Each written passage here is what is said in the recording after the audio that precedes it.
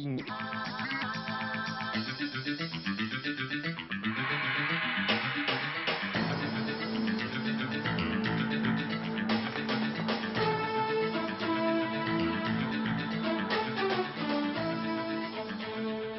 Bonsoir et vive les douaniers. Fabrice Guy, profession douanier. Sylvain Guillaume, profession douanier.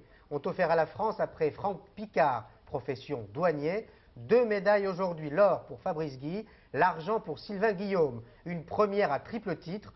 Première médaille d'or pour la France dans ces Jeux. Premier doublé dans une même épreuve. Première victoire de la France dans une discipline dominée jusqu'à présent par les pays nordiques. Le combiné nordique précisément, saut plus ski de fond. Séquence émotion avec Jean-Philippe Guillen. Nadine et Fabrice enfin réunis après la victoire. Une victoire en forme de doublé historique pour le ski nordique français. 14h30, Fabrice Guy s'élance avec un handicap de 42 secondes sur l'Autrichien Hofner et de 26 secondes sur le Japonais Mikata. Dès la fin du premier tour, il a refait son retard. Il dépasse les 2 premiers et s'installe en tête. Il va le rester pendant les 10 derniers kilomètres. Derrière lui, Sulzenbacher, l'autre adversaire autrichien, ne peut soutenir la cadence du Jurassien qui va s'imposer devant un public déchaîné.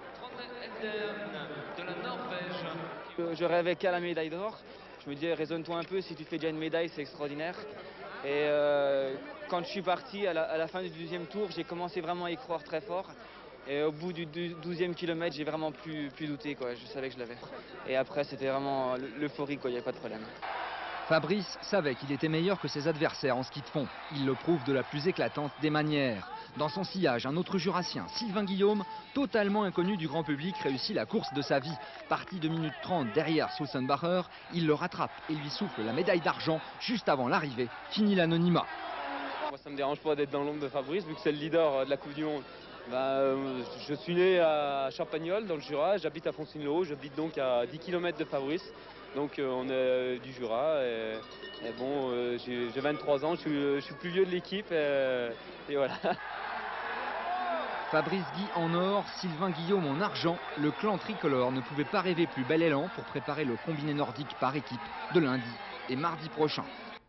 Et les cloches et les cornes de vache ont retenti cet après-midi dans toute la Savoie, mais aussi dans le Jura et le Doubs. Les 2 villages d'origine de Fabrice Guy et de Sylvain Guillaume n'avaient sûrement jamais vécu telle animation. Des centaines d'amis des 2 jeunes champions fêtaient ensemble les médailles françaises. L'ambiance était très chaude dans ce qu'on appelle la Sibérie française. Reportage FR3 Besançon, Raoul Advocat.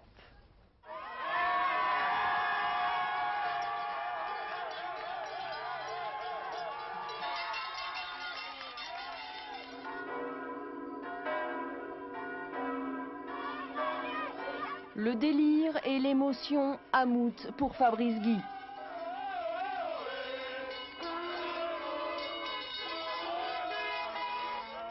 Un peu plus loin, à Foncine-le-Haut, on fête Sylvain Guillaume. Là, on n'osait pas croire à un podium, encore moins à une médaille d'argent.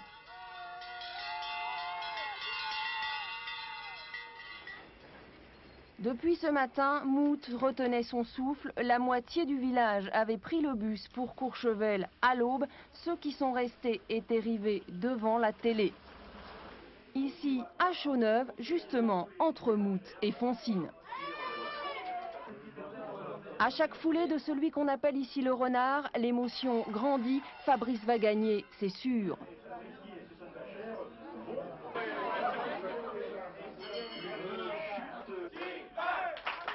Deuxième poussée d'adrénaline, la remontée de Sylvain Guillaume. 2 enfants du pays sur le podium olympique, le bonheur. La France deviendrait-elle le pays le plus complet qui soit, méditerranéen et nordique à la fois? Le hockey sur glace lui réussit bien. Elle s'est qualifiée pour le tour suivant cet après-midi.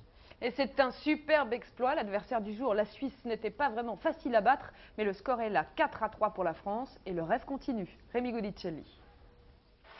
La mauvaise blague suisse du début de match, racontée en 2 temps par Samuel Balmer dès la 12e minute de jeu. Balmer, imité par son compère Rotaris quelques instants plus tard. Menés 2-0, les Français réagissent sur ce très beau mouvement collectif Boson-Christopheville, 2-1 juste avant la première pause. À la reprise, c'est le génial Peter Almazy qui remet les 2 équipes à égalité. Renato Tozio, le gardien suisse, et toute sa défense, pris de vitesse par l'ailier français.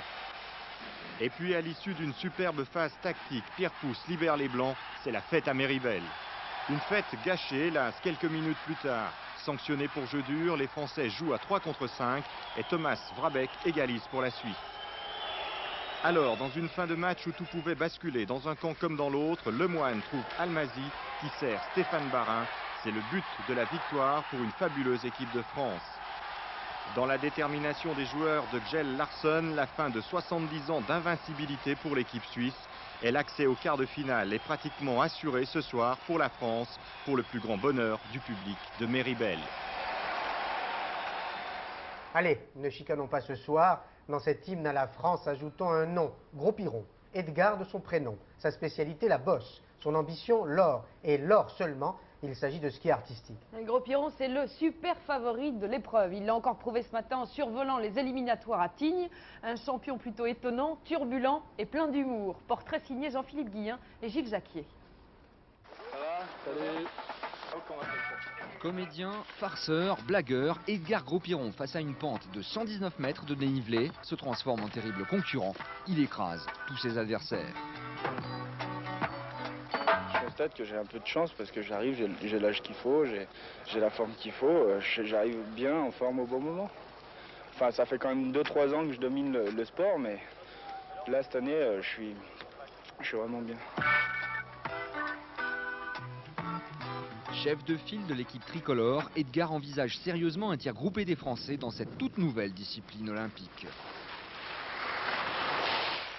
Un podium français, on en parle de temps en temps. Ça a été réalisé, c'est réalisable. Moi, ça me plairait vraiment. Les possibilités de médaille, on va en avoir, c'est sûr. De toute façon, je crois qu'on n'a pas le choix. Alors, puis bon, avec les 4 sélectionnés qu'on a en ce moment, si on n'a pas de médaille, je crois qu'on est mauvais.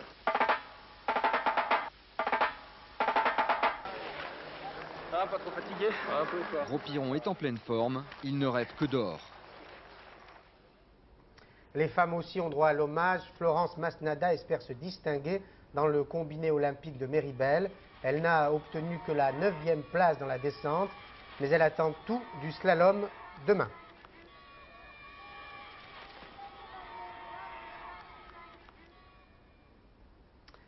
Voilà, nous avons délibérément commencé par les nouvelles rafraîchissantes de la journée. Les autres sont comme d'habitude polémiques ou troublantes, comme cette affaire révélée par CNN. La chaîne de télévision américaine a diffusé l'enregistrement d'une conversation téléphonique entre Yasser Arafat et son représentant à Paris, Ibrahim Sousse. Dans cet entretien contesté par Ibrahim Sousse, le leader de l'OLP se montre très violent à l'égard de la France et des Juifs de France. Une conversation qui aurait eu lieu le 30 janvier, c'est-à-dire 24 heures après l'arrivée très controversée de Georges Habache à l'hôpital Henri Dunant à Paris. Le document sonore aurait été fourni à CNN par les services de police d'un pays occidental. Philippe Pister. Selon le journaliste de CNN, l'enregistrement lui aurait été fourni par un service de police occidental. Une conversation donc, à propos de l'affaire Habache, au lendemain de l'arrivée de ce dernier à Paris, le 30 janvier. Dans les extraits de cet enregistrement diffusé traduit, Yasser Arafat de Tunis demande à Ibrahim Sousse de protester auprès du gouvernement français à propos du tumulte qu'a provoqué cette affaire. Réponse d'Ibrahim Sousse: le gouvernement n'a rien à voir dans cette affaire, c'est l'opposition et les juifs, c'est un coup des juifs. Surenchère d'Arafat: un coup des juifs, maudit soit leur père, les chiens, tout ça pour un malade, la pourriture est toujours la pourriture. Et le leader de l'OLP de conclure la conversation en s'en prenant à la France. Nous n'avons pas besoin de leur traitement médical, nous n'avons pas besoin de leur sale civilisation. Avant de raccrocher, il ajoute: je te parle d'une ligne sur écoute, qu'ils enregistrent ça et le passent à la télévision. Ce matin, Ibrahim Sousse dément catégoriquement les propos qui lui sont attribués, ainsi qu'au leader de l'OLP, les qualifiant de grossière manipulation. Il se réserve le droit d'attaquer en justice. Alors, conversation réelle, montage ou trucage? Mais est-ce là le seul véritable problème? N'est-ce pas plutôt de savoir qui peut avoir intérêt à faire diffuser un tel document et à quelle fin? La polémique portera donc sur le contenu de l'entretien, mais CNN affirme ce soir avoir procédé à toutes les vérifications et avoir obtenu la cassette d'un service de sécurité occidental. Un exploit facile à réaliser aujourd'hui, les grandes oreilles traînent partout. En fait, grâce aux progrès technologiques, plusieurs services secrets sont en mesure de réaliser ces écoutes. Services français ou étrangers, tout est possible, aussi bien le branchement sur le réseau des télécoms que l'espionnage par satellite. Clément Veil-Rénal. Attention, les murs ont des oreilles, ça n'est pas qu'une formule. Ici, dans les locaux du GIC, le fameux groupement interministériel de contrôle, situé dans les sous-sols des Invalides à Paris, les différents services de police français ont la possibilité d'écouter nuit et jour toute communication téléphonique dont l'un des interlocuteurs se trouve sur le territoire français. Techniquement, cela ne pose aucun problème. Officiellement, ce type d'écoute est limité aux affaires de grand banditisme, d'espionnage ou de terrorisme. Les écoutes à caractère politique n'ont théoriquement pas cours en France. Mais attention, même en France, vous n'êtes pas à l'abri d'une écoute réalisée par les agents d'une puissance étrangère. Certains pays, comme les États-Unis, mais il y en a d'autres, disposent en effet de fantastiques moyens leur permettant de capter à tout moment et à n'importe quel endroit de la planète toute conversation susceptible d'avoir un intérêt militaire, diplomatique ou politique. L'un des épisodes les plus fameux de cette guerre des écoutes fut révélé à l'occasion de l'affaire de la destruction d'un Boeing sud-coréen par la chasse soviétique en septembre 83. Le président Reagan n'hésita pas alors à produire publiquement les enregistrements des conversations du pilote soviétique avec sa base militaire au moment même où il avait décidé d'abattre le Boeing. Ce pilote de l'armée rouge confirma par la suite cet enregistrement. Le document parfaitement audible fut produit devant le Conseil de sécurité des Nations Unies. L'enregistrement permit d'établir que le pilote et les autorités militaires soviétiques, contrairement à leurs affirmations, avait abattu en pleine connaissance de cause le Boeing identifié comme un avion civil. Et cette affaire a suscité de nombreuses réactions en France. Le secrétaire général du RPR, Alain Juppé, demande à la France de revoir ses relations avec l'OLP. Jean Cane, le président du Conseil des institutions juives de France, dénonce ce qu'il appelle l'antisémitisme. Quant au ministère français des Affaires étrangères, il se montre plutôt prudent, je le cite. Si ces propos avaient été tenus, dit-on au Quai d'Orsay, il ne pourrait que susciter l'indignation et la réprobation. Une prudence fondée sur les bonnes relations entretenues depuis fort longtemps entre la France et l'OLP. L'événement le plus symbolique de ces bonnes relations entre François Mitterrand et l'OLP, c'est bien sûr la visite de Yasser Arafat le 2 mai 89 à Paris. Il avait été reçu alors comme un chef d'État. Mais plusieurs fois déjà, avant cette date, la France était venue en aide aux leaders de l'OLP. Jean-François Gringoire. 1983, Tripoli, Liban. Yasser Arafat et ses fédéines, submergés au combat par les forces syriennes, doivent partir, fuir à bord de cargos grecs escortés par des navires de la marine nationale. C'est la deuxième fois en un an que la France vole au secours d'Arafat et les siens. Et ce n'est pas une surprise. Traditionnellement, Paris a toujours considéré que l'OLP était, au nom du peuple palestinien, l'interlocuteur privilégié pour tout règlement de la situation au Proche-Orient. Et si, au début des années 80, l'OLP a parfois accusé Paris de pratiquer un double langage, les relations entre la France et Arafat se devaient d'être bonnes pour franchir un nouveau palier. Le 2 mai 1989, lorsque François Mitterrand reçoit Yasser Arafat à Paris avec les honneurs d'un chef d'État. Puis ce fut la guerre du Golfe, le soutien aveugle d'Arafat à Saddam Hussein, la brèche dans la politique arabe de la France qui calque sa position sur celle des États-Unis. Mais il y a 10 mois, une fois la guerre finie, c'est la France et Roland Dumas qui sont les premiers à sortir Yasser Arafat de son isolement diplomatique. Enfin, l'affaire Habash, spectaculaire et médiatique quand on sait que le leader du FPLP n'est pas le premier responsable palestinien hospitalisé sur le territoire français. Mais cette fois, le moment fut si mal choisi et la manière si peu discrète que Paris y a perdu un peu de crédit et que certains Palestiniens se sont demandé s'ils ne devaient pas chercher ailleurs d'autres amis européens. Le président américain Bush prend goût aux affaires et à la vie à la Maison-Blanche. George Bush est candidat à sa propre succession. Il a fait cette déclaration aujourd'hui aux côtés de son épouse, évidemment.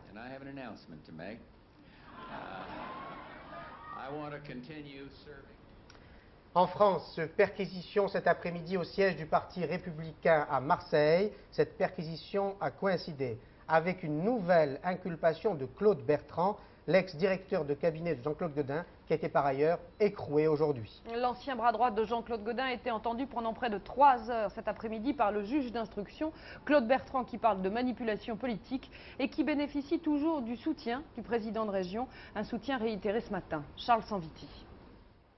Claude Bertrand écroué, après 3 heures d'audition, le juge d'instruction à Grasse lui a signifié sa 3e inculpation, celle-là pour complicité de trafic d'influence. Son avocat accuse. Si c'est un bon coup politique pour M. Tapie, ce n'est qu'une première étape. Nous allons déposer une plainte en dénonciation calomnieuse et en faux témoignage de façon à articuler la machination qui est à l'origine de l'arrestation de M. Bertrand. Toujours dans l'après-midi, 2e perquisition au Conseil régional à Marseille. Peu avant, les gendarmes perquisitionnaient aussi, au siège du Parti républicain, à la recherche de documents comptables, ce qui provoque ce soir l'indignation de Jean-Claude Gaudin. Les comptes du Parti républicain sont parfaitement en règle, de la même manière que sont en règle tous les comptes de la région. Alors, on ne peut rien trouver là-dedans. Nous avons toujours scrupuleusement respecté la loi. Et mes amis politiques et moi-même, nous sommes tout à fait dans le camp de l'honnêteté. Je trouve ça véritablement scandaleux. Claude Bertrand hier démissionnait pour ne pas gêner Jean-Claude Gaudin, mais cette affaire va continuer à peser sur la campagne. Toutes ces affaires vont pimenter ou altérer la campagne des élections régionales, une campagne qui a commencé, vous le constatez, qui montre une progression des écologistes et du Front National. Notre nouveau sondage, cette fois en Ile-de-France, le confirme. Principale force politique, l'union de l'opposition qui perd quelques points mais garde sa place de leader. La grosse surprise, c'est le score du Front National qui, d'après le sondage de BVA, devancerait le PS d'1 point. Christian Mez.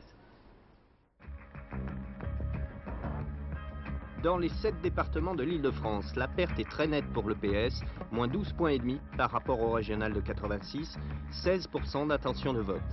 À gauche, pourtant, seul le PS fait les frais de cette érosion. Le PC, en revanche, et c'est une surprise, réussit à se maintenir à son niveau de 86, 10%. La droite, UDF-RPR, actuellement majoritaire au Conseil régional, obtient 37%, soit un recul de près de 4 points. Mais la principale information de ce sondage concerne le Front National, qui avec 17% des intentions se placerait devant le PS. Le Front National progresse ainsi de 5,5 points, un score qui s'explique sans doute par les motivations de vote présentées comme prioritaires par les sondés, l'emploi pour 53%, mais aussi la sécurité pour 30% et l'immigration pour 25%. Quant aux écologistes, ils confirment leur rapide montée en puissance. Génération Écologie et les Verts obtiennent 7,5 points chacun. Globalement, le vote écologiste progresse de 11,5% par rapport à 86.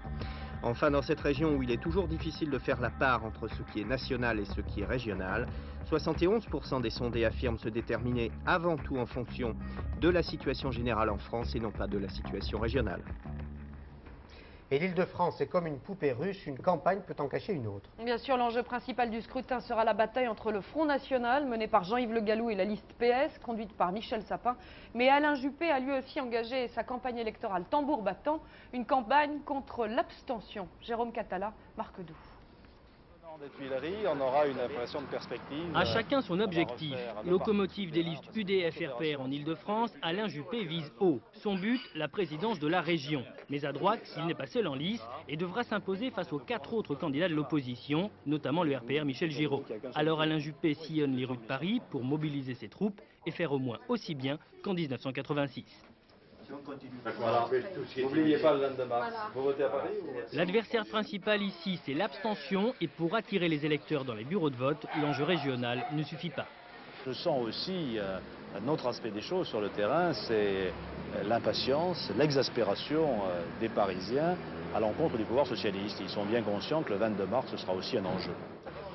La lutte contre l'abstentionnisme n'est pas le souci majeur du Front National, qui veut combattre l'immigration, l'insécurité ou encore la dégradation de l'environnement.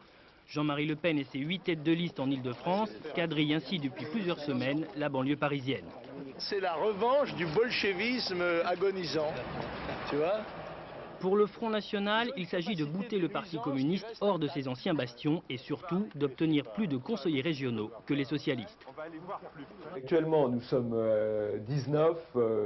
les gens du Parti Socialiste sont 65, eh bien nous allons les croiser dans l'escalier, eux descendant et nous montant. Notre objectif, c'est de dépasser le Parti Socialiste. Mais les socialistes sont bien décidés à se battre. Avec le rocardien Michel Sapin comme tête de liste, 5 membres du gouvernement ont été mobilisés pour la bataille de l'Île-de-France, dont Pierre Joxe à Paris. Credo du ministre délégué à la justice, refuser de céder à la morosité. Dans cette région, d'une manière générale, la droite n'est pas majoritaire, elle ne sera pas majoritaire à l'issue de ces élections. Il y a donc la possibilité de mettre en place une majorité de rassemblement.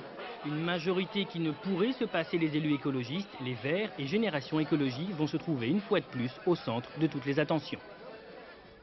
Une consolation pour les socialistes, ou plutôt pour l'un d'entre eux. Jacques Lang est toujours l'homme politique préféré des jeunes des 16-24 ans. C'est le résultat d'un sondage réalisé par le CSA pour l'événement du jeudi. Nicole Bappel résume les autres événements du jour.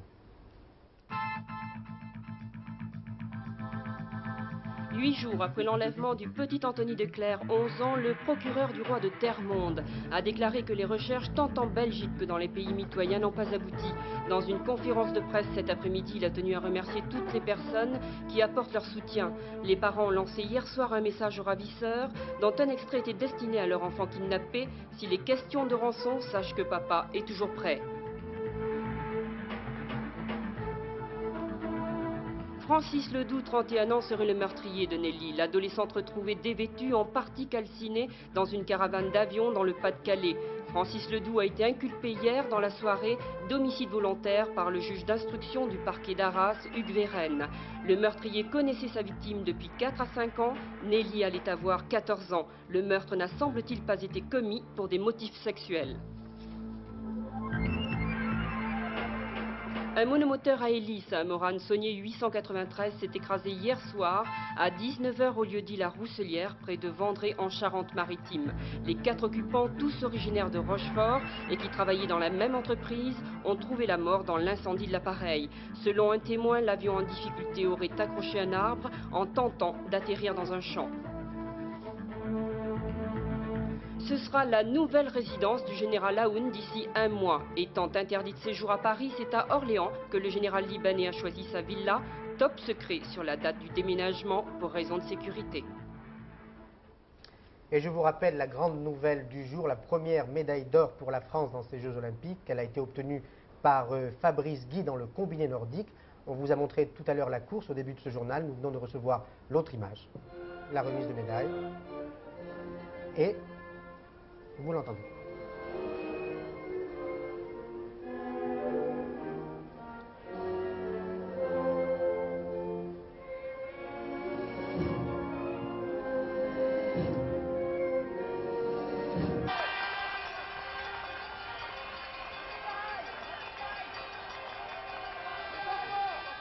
On a failli se lever, Élise et moi. Nous avons entendu un premier témoignage de Fabrice Guy juste après la course. Nous avons reçu un second témoignage obtenu à l'instant par Dominique Champeau. Fabrice Guy. Disons, moi je suis vraiment très content du public parce que Sylvain est d'accord avec moi, ils nous ont vraiment supportés et c'est vrai qu'en France il y avait une pression très forte mais ils nous ont vraiment aidés. Sylvain, vous avez fait une course extraordinaire. Ouais, c'est sûr, j'ai fait une très bonne course. Moi je suis vraiment content. Je suis très content pour Fabrice qu'il ait cette médaille parce qu'il la méritait vu son début de saison. Et puis moi, d'avoir une médaille d'argent, j'y croyais pas du tout. Une médaille de bronze, mais pas la médaille d'argent. Alors à quoi vous avez pensé quand vous êtes arrivé à la hauteur de Sulzenbacher et que la médaille était apportée? Alors là, j'ai eu du mal parce que je savais pas si vraiment je voulais le doubler ou pas. Parce que je me contentais de cette médaille de bronze. Et puis j'ai eu un sursaut d'orgueil qui m'a libéré et j'ai dit bon, tente le tout pour le tout. Et Passeux va faire un doublé avec Fabrice. Et on vous retrouve bientôt pour une médaille d'or à partager, celle du combiné par équipe? Moi ça me ferait vraiment très plaisir qu'il y ait un troisième avec nous et qu'on fasse une médaille ou un podium, ce serait déjà beau. Voilà, on aura tous les douaniers, ce sont des douaniers, gagnent des médailles et les fonctionnaires du Trésor public se mettent à chanter en rap. C'est la surprise du 19-20. Et au départ, le clip que vous allez voir ne devait pas sortir de la Haute-Normandie, la région où il a été réalisé, mais le ministère a été conquis et les employés du service des impôts de Rouen, vous allez le voir, vont peut-être devenir des stars. Vous grognez exaspéré. On vous prend vos sous, on vous suit partout. Avec nous, c'est papier lenteur, indisponibilité, c'est tout ce que vous croyez. En fait, ce qui va pas, c'est qu'on ne nous connaît pas. On a des compétences que tu ne soupçonnes pas. On est là pour aider, conseiller, protéger. N'aie donc plus peur de nous, laisse tes préjugés. On va tout expliquer. Service public, utilité publique. Si on n'était pas là, ça ne marcherait pas. Service public, utilité publique. On peut te conseiller, c'est aussi notre métier. Les douanes aussi font attention à tous les produits sans exception, qui nous font des cachotteries Et parfois même des tromperies. On vérifie l'origine du tracteur à la sardine. Et tout ce qui vient d'étranger est bien sûr analysé. Dans nos labos, on vérifie la composition de ce que tu manges de tes vêtements. Tous ces services, faut les payer, l'impôt est là pour tout régler, les dépenses de la collectivité. La Direction Générale des Impôts calcule ce que tu dois débourser. Impôt sur le revenu, et puis pourquoi le cacher, taxe d'habitation et impôt foncier. C'est pas rigolo, mais il faut y passer. Les impôts, le trésor, le commerce extérieur, les douanes, la DCCRF et l'INSEE, tous ces services, tu l'as deviné, c'est le ministère de l'économie, des finances et du budget. Le ministère de l'économie, des finances et du budget. Service public, utilité publique. Si on n'était pas là, ça ne marcherait pas. Service public, utilité publique. On peut te conseiller, c'est aussi notre métier. Marc hautement, 22h19. Et la météo complète de Michel Touret tout de suite. Voilà, fin de ce 19-20, à demain 19h. Bonsoir et vive la France. Bonsoir.